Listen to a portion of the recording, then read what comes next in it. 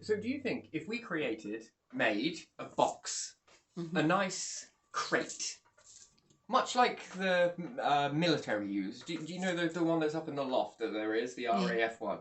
Mhm. That freight crate, if Mhm. we were to get that, put a nice design on the outside of it, related to Christmas, Yeah. and in the summer sales Mhm. type of thing, Yeah. would be the incentive that that goes into your house, like, and it's a lid on it, Mhm. and it's a box that you fill up and send a gift to people that you want to have it on Christmas in the end of the summer sale. So when all of the stuff comes, it's this big summer sale and all of the toys start to come down in price and a gift, blah, blah, blah. That if people were to send that in the summer, Mhm. you know, not everybody would do that. And then when it comes to Christmas, it might, if half the population actually took this up and Mhm. bought this box as Mhm. this is incentive to do this, Yeah. get your kids to paint it yourself. Give it with a paint set and a nice thing on there, and you all decorate it one particular Christmas, and it becomes the 6 month milestone Yeah. that in the summer sales, the incentive would be that you buy a present, get some wrapping paper at the Mhm. same time, and wrap these gifts, and then put them into the tub, or you send them half of them or whatever you need to do in the summer to the people that are your family members, and then they have one of these boxes because word of mouth. Oh, where did you get that box from? That's pretty cool. Oh yeah, we decorated that this many years ago, and you put the date on that you decorated it and how many Christmases you have. You Mhm. kind of mark it off as well. I don't know, either or, and you decorate it each and every year to try and jazz it up. And 6 months go by, and then you pop the gift inside there, and it goes up in your loft, attic, or it goes in your cupboard, wherever it is. You put it under a bed somewhere. Nice good lock on it as well, just in case, you know, because we know how kids can peek. Yeah. And while it stays in there, would that not take the load off the postman a little bit at Christmas? That half the postage would be sent during the summer and half of it would be sent over Christmas, therefore lowering that workload for the postman Yeah. around Christmas. I don't know how that would affect sales, because Christmas must be a really big moneymaker for all Yeah. of these It is. companies, to be Mhm. honest. But wouldn't it be nice maybe to get a little bit extra? Maybe I know it's not all about the gifts and stuff like that, but you know, practical stuff. I think we live in this type of world right now where Christmas becomes a gift rather than a religious um, celebration, and that's okay. I think that that should be okay, don't you? I mean, it should be a nice thing to do if Christmas is about gifts and the religious side of it as well, if you're religious and follow that. If you're not, then it can still be a very nice holiday. I mean, Family exactly, yeah. celebration. I think I love all of the holidays, Mhm. to be fair.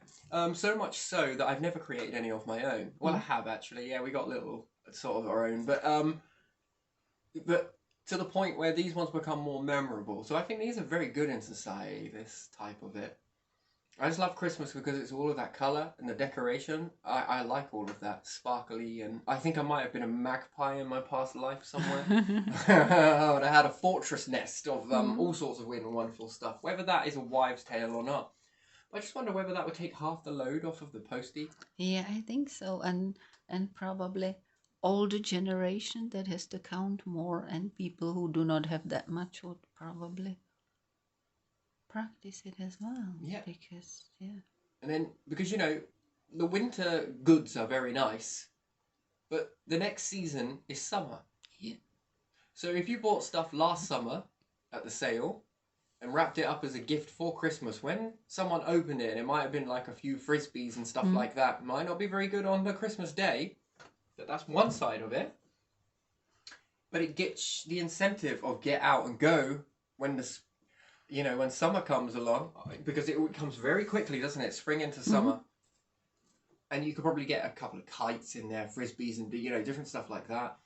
And it's the incentive then that that memory of Christmas then lasts with you into the summer, and it helps you to burn off all that you may have eaten Mhm. as well because of that. Oh yeah, I got those Christmas presents, didn't I? I got this, a water pistol or whatever it may be.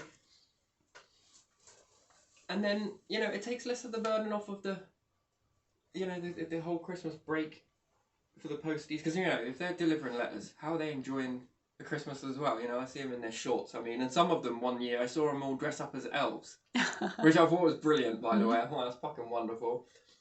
That's great for the kids. Do you get what I mean? Like these Santa's little helpers and stuff. And yeah, that's kind of like the modern version of Christmas. You know, it's I don't know. I kind of like it as a holiday. Actually, I love it. It's one of my favourites, to be fair. The Christ version of it, and also the version that I grew up with. Yeah, I just kind of like it. It's not all about the presents and gifts. I understand that, but at the same time, it kind of is nice to get a little something. Not nothing major. I do see some of these gifts under the trees are like an immense amount of stuff, and I was just like, whoa, that's a lot.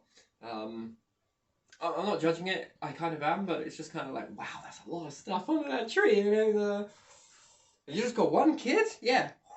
It's like all of my Christmases at once here. Yeah. But whatever. I suppose if that's what you want to do, that's what you got to do.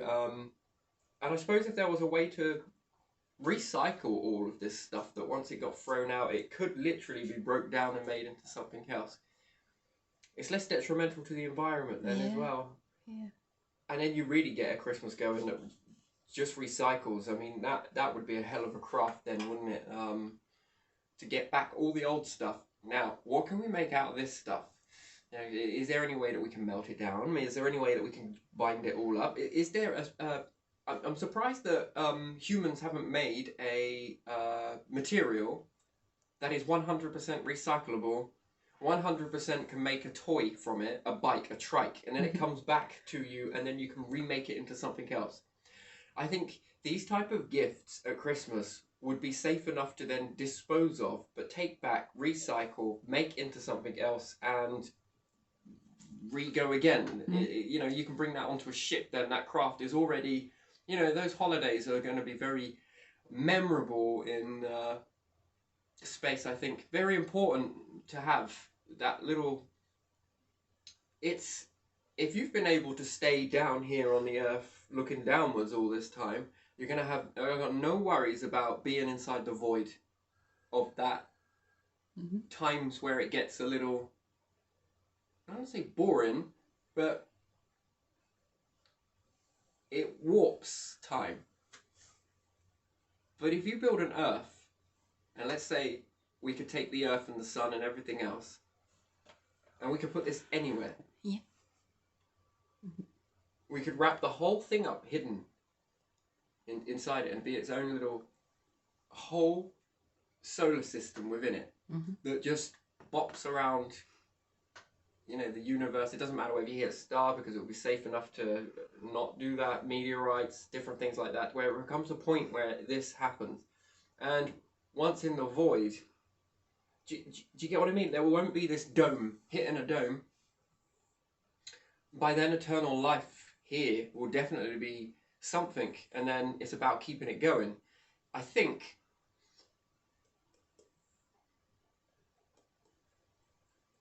and I think it'd be quite a special existence. Then you're not going to hit a dome, because you already got that mechanism of looking down anyway. Once eternal life is established, the population slowly but surely will fizzle out, and there won't be any more being born. And then you'll have your, as a whole, population then. Soul capture. It's probably already being done anyway. Just not probably by humans. That's the thing. And then these get shoved over to you once established. And then I think then that's then when you can really then start to have a whole entire existence based upon walk to a shop, take what you need. Need be the answer. Food stays on the vine, it lasts longer. As soon as you pick it, it's now starting to die or break down. Putrefaction, I think, or philia. No, either or. And if you think about that, then rather than having a supermarket, you'll have a supernature that you just walk into and take what you need, but at the same time sow some seeds. Yeah. If you take one, you need to sow more than 5 seeds in return. If everybody did this in this type of way, like I might take 1 tomato, but I'll plant 4 seeds. If everybody did this, eventually you would grow more food than you know what to do with. And if it drops down and naturally decays into the area, that's absolutely fine. That's a recycling process already happening there that you don't need to worry about. Nature's taking care of it for you, that side of it. Yeah, it would be such a surreal experience to walk and get water, or get it in from your tap as well. I guess there will be some sort of instruments like that, but the water's so pure, the air is so pure that your lungs are drinking the oxygen as opposed to just breathing it. Your body is drinking it so purely. The air is so clean that you don't no longer get sleep in the eyes. That will be a thing of the past. Waxy ears might then start to stop. You see, the evolution in that will begin to change. The eyes don't have to work so hard, and then I wonder what the eyes or brain or body will do with this extra energy.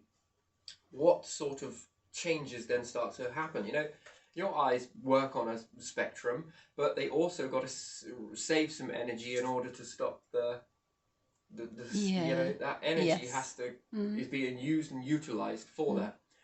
When you stop using that excess energy, do you start to live longer? When your body no longer needs to heat you because your thermostat or radiator does it for you, do you then start to live longer because it's less on the metabolic rate, or your metabolic rate then has a chance to increase? The more you are able to get to perfection, the longer you live naturally.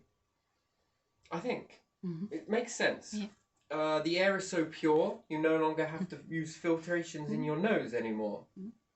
Becomes a little bit difficult when you land on a planet somewhere, but the chances of finding another Earth rich in oxygen with the same gases is going to be very...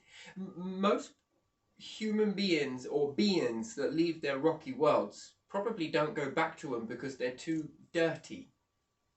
They're too full of bacteria, and it's a risk. So they probably will start to stop doing that.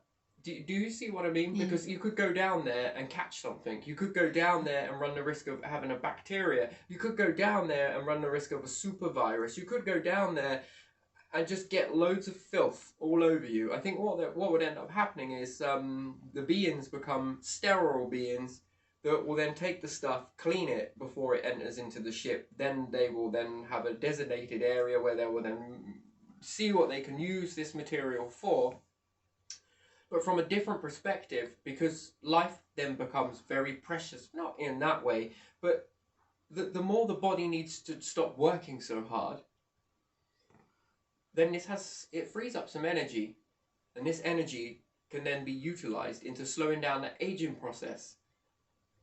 Do you see what I mean? When the water is so pure, the body doesn't need to work so hard. It can just absorb it, knowing in the safety that that is pure water, nothing else added into it.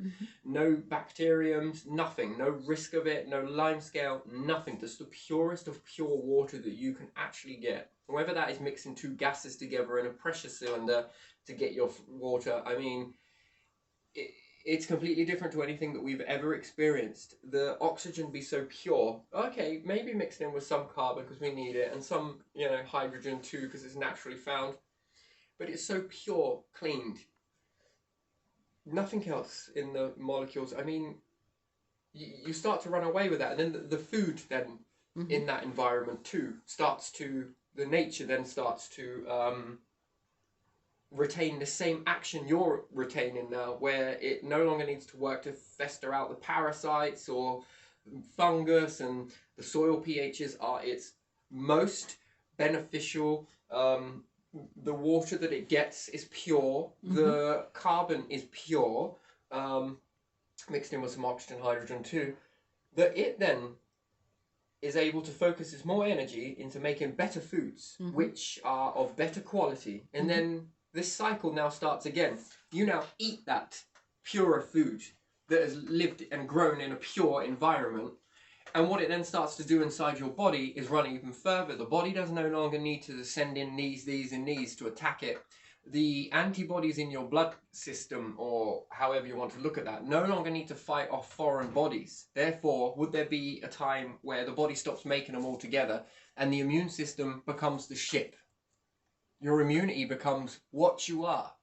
You dirty your planet, and your immune systems reflect this. Your eyes reflect it, your ears reflect it, your nose reflects it, your mouth reflects it, your lungs reflect it. What you eat is contaminated, it reflects it. You then end up getting conditions, different things like that. Diseases then start to increase. Then when you start to live in a pure in existence, and we get to that stage, and it is very possible and very quickly to get to that era and understanding, and we get the pressure just right inside there, not too much gravity, not too little. The body doesn't have to work so hard. The changes to the beings that would reside in this, and that's all beings being nature, animals, humans, any existence in any type of solar system out there where there are other life forms. You are what you live in. Not what you eat, not what you drink, but you are what you eat, drink, breathe. Yes, all of this stuff. You are not also what that is, what you eat. You are also what nature eats. You are also what your animals eat. Therefore, the more purest of pure in across the whole entire spectrum, strength is measured by purity, and purity comes from I think we're a long way from it. It doesn't matter, I think the changes are there, but the body has to work hard, a lot harder, and this energy is not free. This energy is measured by your life expectancy. How do we not know that our ancestors were living longer? Because of the purities that were in the environment. That's why dinosaurs were probably bigger. Perhaps when they came, this environment was sterile. Mm-hmm. We can take that from multiple ways. There was a gamma ray burst that hit this planet in the Accordion time. I can't remember what that's called now. The time when it was just Nautilus and stuff, sea creatures. There was a gamma ray burst that struck the planet. Maybe it was our start. Who knows? Either way, that's called sterilization. Yeah. Now, I think from the floor up, it sterilizes a lot of things. Once it's in a sterile environment and then life starts to take hold, the first ones that were in it grew taller, stronger. Look at dinosaurs, they were very strong. I wonder how they thought. And if we have reptilian in our minds, you can then get into the reptilian mind. And what a beautiful thing. What a beautiful place to be. Mm-hmm. Maybe you haven't hopped up on some of this stuff and you've not done any of these things that I've sort of been taught to do. And what a beautiful place. What a beautiful, harmonious sort of vibration to feel. Add this in with a load of purities. I mean, the dinosaurs must have came to it naturally. The brain has advanced more since then. I understand that. But what if the brain has advanced in a way that the reptilian part was the best part and the rest of the lobes that have increased are like tumours in the brain? Lots of little tumours that have... Because we know no different, we look at that as it is now and we say, oh, that's a brain. But before then, if we were looking at ourselves from dinosaur perspective and then started seeing these lobes starting to appear and these different lobes appearing in the brain, we'd call that tumour. Try and cut it out. And that could then, go a different way. But let's just say those lumps have not come up because of its evolution. Perhaps they came up because of, oh, now we've got this dirt in the environment. Oh, now we've got to take care of this. Oh, now we've got to clean the nose cavities out. Oh, now we've got to do the ear cavity. Now we've got to block this tear stuff out of there. Now we've got to do the intestine. Now we've got to do this. Now I need an immune system. Now I need this. Okay, things are getting really... Okay, now, death. Because it's too much. There's way too much energy in this just to keep you a puppet in this existence. And the mayfly existence becomes half a mayfly existence, and then slowly but surely you dwindle out because it's not pure. So granted, if you make your house pure in an environment outside that's not pure, Yeah. you got to take this into consideration. We got animals, feces on the paths. Yeah. We got dog urine, cat urine, bird shit, all of this sort of stuff. And we have contributed to the dirt in the environment. Volcanoes have contributed to the dirt in the environment. The dinosaurs contributed to the dirt in the environment.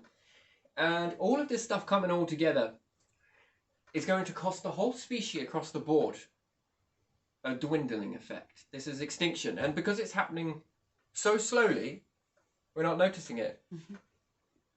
And then when it starts to, you know, there's always a slow increase. It's very slow, subtle almost, but it's very slow.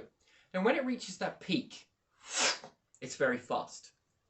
When it starts hitting that slippery slope downwards, that's when you panic. We will go into panic mode and we'll start trying all of this different stuff.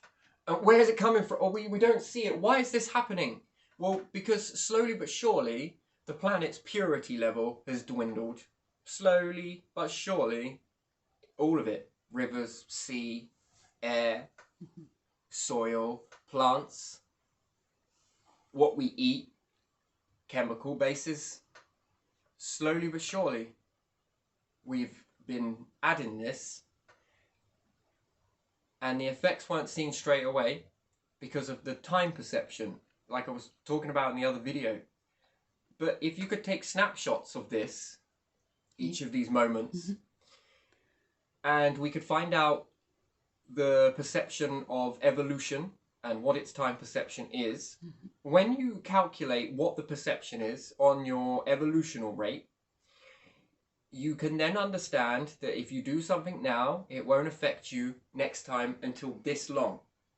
So we make a change to the human species and we write it down that we did it on this day. Based upon the calculation of the perception rate of evolution within our body, we will then know that at this time we'd expect to see a change, but not until we get here. So if we do something here, a new thing comes out, vapor pen comes out here. And then we now know the calculation of the time warping of our evolutional tracks. We would then know that around about this date here in the future, this thing being introduced will either be detrimental or beneficial to the human species. Once you work that out, all of the new now things, you can also, once we've worked this out, you can then go backwards. Do you get what I mean? With calculations, mathematics, you can go backwards and now say, okay, so if it was this long, we brought smoking in here, and then the changes should happen, oh wow, right here? Yeah, now we see it. Then the road becomes more clearer to see. You now are able to see things more in detail than you once first thought, all done by a simple calculation of what is evolution's time perception. It's not perceived time in your lifetime. So what you do now may affect your future 1,000 years down the line. So what we do now, we have no idea. Or it could be 500 years, or it could be 160 years, or it could be 50 years. Or it could be 2 generations worth before you notice the detrimental. And then, rather than looking at all of these problems like this mess, you now are able to see serendipities, and then you're able to untangle all of that mess. And then you can find out exactly now what is causing the ill effects in the species across the board. And there will be a different time perception evolution for nature too. We have our perceived time of where we're living now. Evolution has a perceived time across a spectrum of its desired moments and when it's going to make those changes. Very subtle and slowly, but it's still got the same life existence and expectancy as what you've got when you make these changes to what you live, to what a plant lives, to what grass lives, to what the solar system lives, to what the universe lives. All of this is perceived time. When you start to calculate time in this way, and we're not looking at time as a physical thing, we're looking at time as a basis to understand. It's a concept that Einstein quite rightly say, you know, space and time. they have a time perception within space. Mm-hmm. I think Einstein was very clever. He translated so much stuff for the human species. It's unbelievable, to be honest, that how much of the stuff he actually got correct and some of it he got wrong. But he was the first to admit it when he was looking at some of his stuff. Like the static universe one. He was so very close. Static. Friction. He was very close. He was very close. It actually, I think the most record breaker is him and Tesla. Giovanni, Cassini, Copernicus as well. They have been very, very good humans, to be honest, to the point where their translation of this side of the spectrum is finitely... It's amazing how they were able to translate that with what they were given. We're all given it. Now, if you want to put this across the whole board of the human species, that is not very many people that are able to translate that in the quantum realm. We're all being bombarded with this information. It just takes for us to listen to it. And then listen to it is a bit more. We are being guided. If you don't feel it, each and every single one of you are being guided. And some of you pick it out. And it doesn't mean that they're better than the rest of the population, because the rest of the population support these people in order for them. They are very good at doing this hands-on stuff. These people are very good at being in the quantum realm. And the ones that are hands-on support the ones in the quantum, and the few that are in the quantum support the ones that are in the hands-on. It's you can't have one without the other. You need both. But to be able to translate near enough 68% to 73%, give or take, of what a whole lifetime of people are being bombarded with the same information, Einstein grabbed it and grasped the concept very well. I also think Edison as well, to be fair, grasped concepts. And when they manage to get these concepts, you've got to take your hat off to them, because they only get it in a flashlight of a... Think back to your whole life. You can do it in an instant. But in that same instant, have a memory popped into your head, or a vision, or something, and try and hold on to it. Try and remember it to a point for you to be able to translate it for everybody else to understand. That's basically what Einstein is a translator of the quantum world. Tesla, translator. Edison, translator. Copernicus, blah, blah, Giovanni, Cassini, blah, blah, blah. All of these, they are very good at Huygens, and they're very good at translating the quantum world. And the physical ones are very good at translating the physical, what they need to do here and get this done. They know what they need to get done to get the quantum done, and the quantum knows what the physical need to do to get the quantum completed. It's a balance, is what it is. It's an art. It's a synchronicity between the cogs of the two that function into what we live. So the one with the time is calculating the perception, or evolution's perception on time. Helps you to understand then where these defects are coming from. You need to find out where the perception is first, from what introduces. But if you've introduced a lot of things in a period of a century, and it takes about a century for these effects, whether adverse or good for the population or bad for the population, if you've introduced a lot of things too quickly without writing down the date of when you introduced these, then what you'll notice is there will be so many things happen at once. It then looks like a web of mess to try and sort out. But when you get the calculation that you need, the perception of it, when you introduced it and when these changes started, you then start to see this pattern of these things, and then you can backwardly relate those as whether they go good or go bad. And if it be true that we can smoke, do this, do that, do this, and we can dwindle our life expectancy, do you not honestly believe that life is a spectrum? So on one side of the spectrum then, we got this pen as the spectrum, and we got this piece of tissue here, unused by the way, as the good, the light, and we got one side as the dark, the bad, if you like, or we can do the dark as good and the light as bad. Either or, it doesn't really matter. Okay, let's just do it like this because of the color, and this is the spectrum.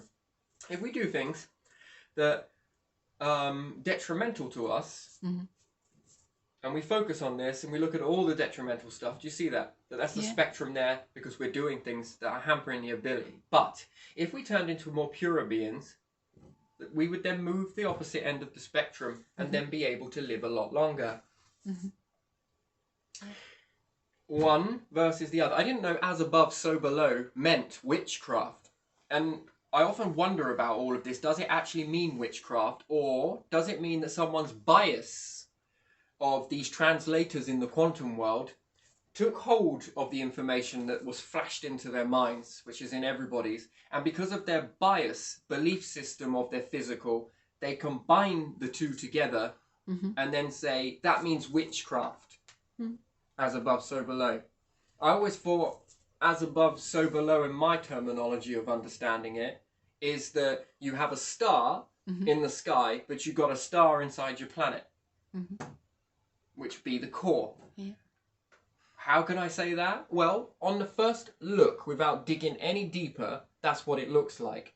But then when you break it apart and you look at the reactions that are going on inside the star, or the processes that are combining, that's not happening in the Earth. That same fusion process isn't happening in the core. So to first look at that, you can then take as above, so below, and that be your gospel if you leave it at that, based upon your belief system. So I think it's, I try as hard as I can not to take any religion, not to take any spirituality, not to take any of the beliefs that I hold, the mental ones, in the in the physical world that have, you know, shown me lots in blah blah blah blah blah. I try not to take that and combine it with the information that I'm receiving from the quantum world or the thought plane. And I try not to combine these to create some sort of religion, or you must follow me, or I'm special, or based upon my past or future, or where I want to go, or control, or any of these things. I'm not saying it's right, I'm not saying it's wrong, I'm not saying the people who have done this is right or wrong, because it's very interesting to have a different take on different things. But it can also melt things down. It can also plague our path. We are very good at doing that, and that is only natural, because we are just doing what the universe is doing, or the stars are doing, where we're taking a hydrogen and another hydrogen and we're smashing it together and we're creating helium. We're taking some quantum, some physical, smashing it together and now creating something new. And I'm trying not to do that as hard as it is. And I kind of love these groups that have been around, to be honest. I think they've helped me quit smoking in a way, just by putting the suggestion there. And I think I'm very proud of them for doing that, to be fair. I'm grateful. And I don't often always say it. I'm quite bitchy most of the time. And I do apologise. I'm trying not to be that way. I'm trying to change myself. But it's amazing how they still stand by me. The amount I push, they stand. That's something. That is... Most of my life I've witnessed it. When you push, people run. Do you get what I mean? Not this. No. And no matter what I say, they are accepting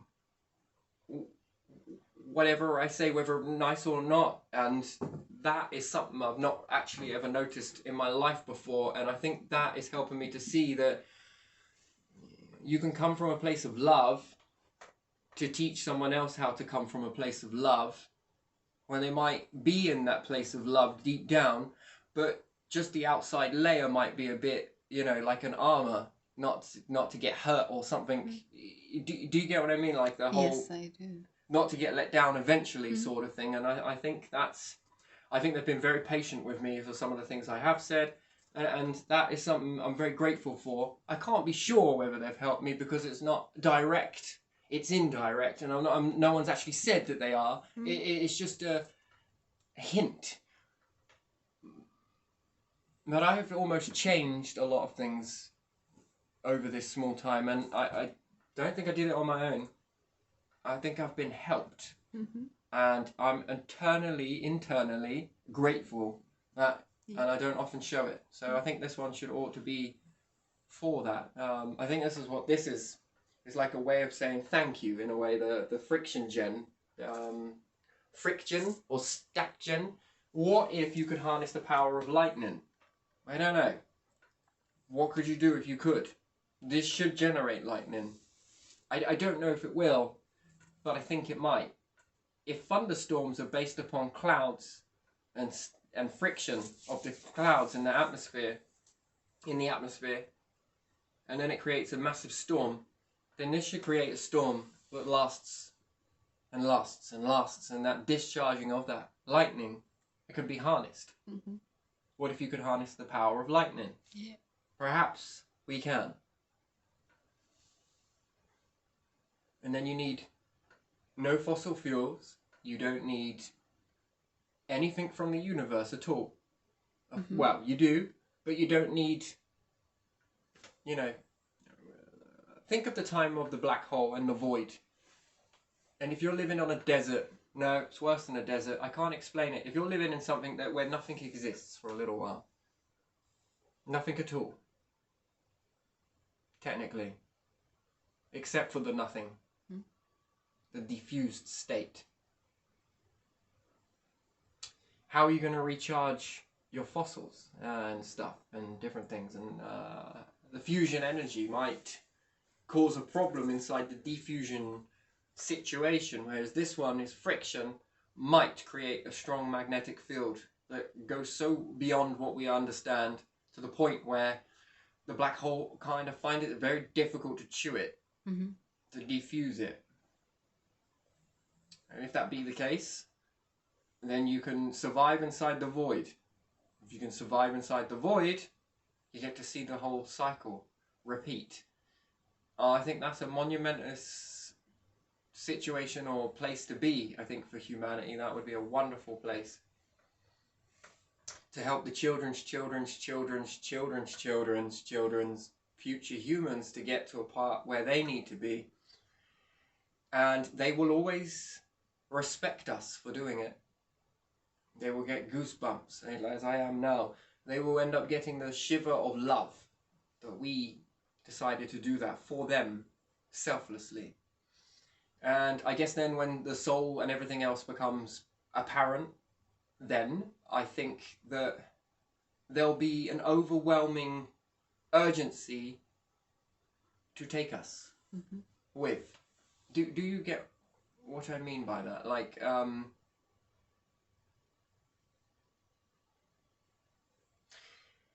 you could go and offer a species all of their souls from the beginning of time, yes? Yeah. So all of the souls that came up as human beings. And let's say they were collected.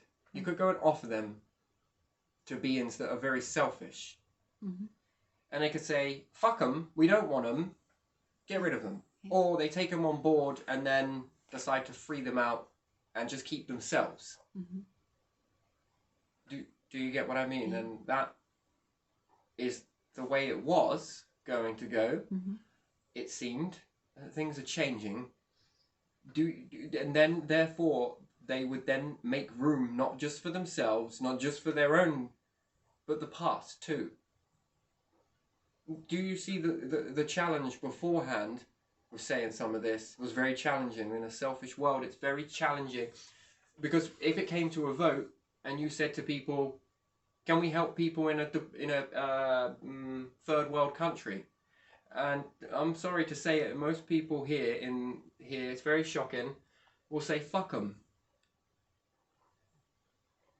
You should go and build a fence around it and stop them getting out. Now, I don't agree with that. It makes me very angry and hurt, actually. That does hurt. I can't get away from that one human being would turn their back on another human being and turn their back on another human. And then that helps me understand that if I were to give you all of your souls of your past, you would disrespect them. Fuck them.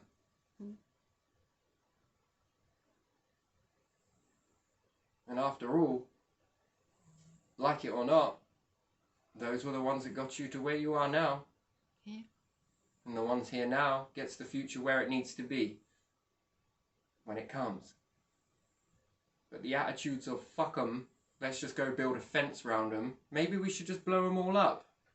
Why don't we go drop a nuke there? These are some of the things I've heard. Yeah. When people talk about impoverished parts of the world. I think this has been one of my triggers. To the point I was enraged as a child to shout back at these people that is horrible. I got sent out. It doesn't matter. The thing is, just picture that. And then you'll have an understanding for another set of beings that were there painstakingly taking care of other humans, let's say, that were nothing to do with them. And they were collecting and harboring the souls until you became ready to take them. And if they can do it to another species that is nothing to do with them, then you ought to be doing it to your own kind. That's how I feel. It's not a case of fuck 'em, I don't like that. We're all in this together. Well then, we need to level up together then. That side of it. Why not? I get it that we're all brothers and sisters. I understand that. But it's hard for me to accept that when most of this world don't see third or deprived countries the same way. The claim that we need to be brothers and sisters when the charge comes towards them, the ball starts charging towards them, it's kind of a deflection tactic. Hey, we're brothers and sisters here. Mm-hmm. We're brothers and sisters across the whole entire planet with all species, nature, animals, everything. And then if we are all brothers and sisters, then we are all brothers and sisters across the whole entire species that ever fall out of this whole entire universe. If the star has a soul, we will capture that too. If the planet has a soul, we will extract it too.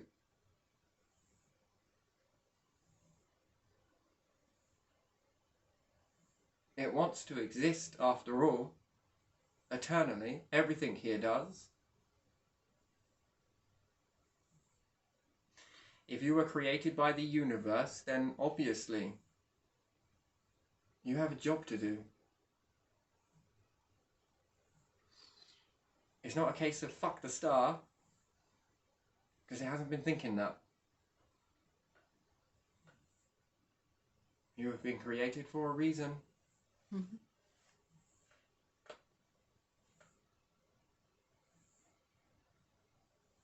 Well, it's just what I think. And I think it ought to be what we all think, deep down.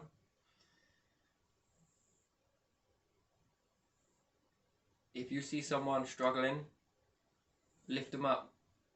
If you see another species out there struggling, we pick them up.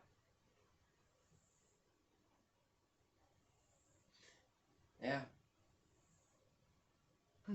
And then we can start taking care of their souls and collecting them until they got to the point where their expansion in the mind came to a point where their understanding was good enough to understand that, accept it without fearing it, and to be able to then take charge of themselves and others, and then they're ready. Once they're ready, it's then on and off. And you've got a limited time to bounce around this whole entire universe to find all of those beings, isn't it? Mm. And free them from their cages. Mm. And obviously let them build their own cage.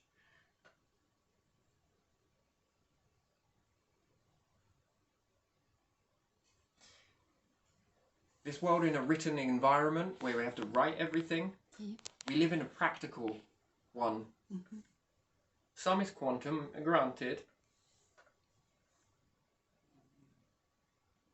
I'm not saying that it's wrong. I'm saying it's good, by the way. It's both of the ends of it. But we are very practical beings. We're practical. You are practical. Everything is practical. Practicalities and stuff like that. And all of this came from a talk of religion or Christmas that then moved on to religion, that then moved on to space, generation of power, So I think, no, I don't think it. That's the cup I drink from. I think. No, I want to drink from that cup. Feels right. Life expectancies, understanding one another. We class each other as brother and sister. Okay, fair enough. Then that should be across the whole board. Pets, animals, birds, nature, trees, whatever, all of that sort of stuff. The food that you eat, the water you drink, the star, sun keeps you nice and warm and let you live. The planet, and let you live on it as a parasite. Mm-hmm.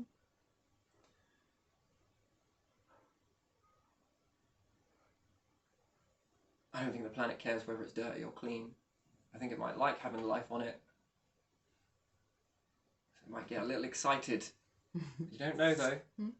Just because you have not translated the language of it doesn't mean it's not talking. Everything is communicating with one another, whether it be body language, this, that and the other. It's a new type of language that probably just has not been learnt yet. Perhaps. The star is living. So is your planet. I look at the magnetic field. Jupiter too. Good names, by the way. These are very good names. Did you know they're going to be the only names that exist with those types of names? Sun, Earth, Jupiter. The uniquest names that are only given to these species are the uniquest. So imagine if you could extrapolate salt, and it has one, an internal mechanism that just wants to be, whatever you want to call it, a heavy atom, call it what you want. And you can extract that. Could you imagine that? Its name will be the only one that is named that. Do you think it would start a trend off of people being called Earth and Jupiter and stuff like that, and Sun and... Isn't it weird? Yeah. How you have named.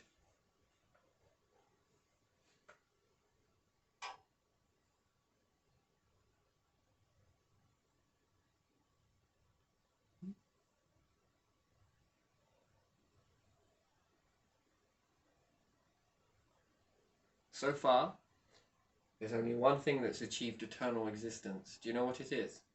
No. The universe.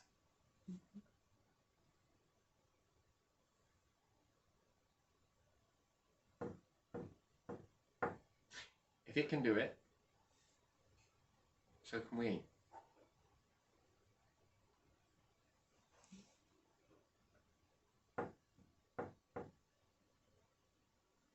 Isn't that something? Poetic in a way. Right, let's leave this one here. I'll upload that one, but beautiful, beautiful video. I enjoyed this one. This was good. This was good to get that off. Yeah. Yeah.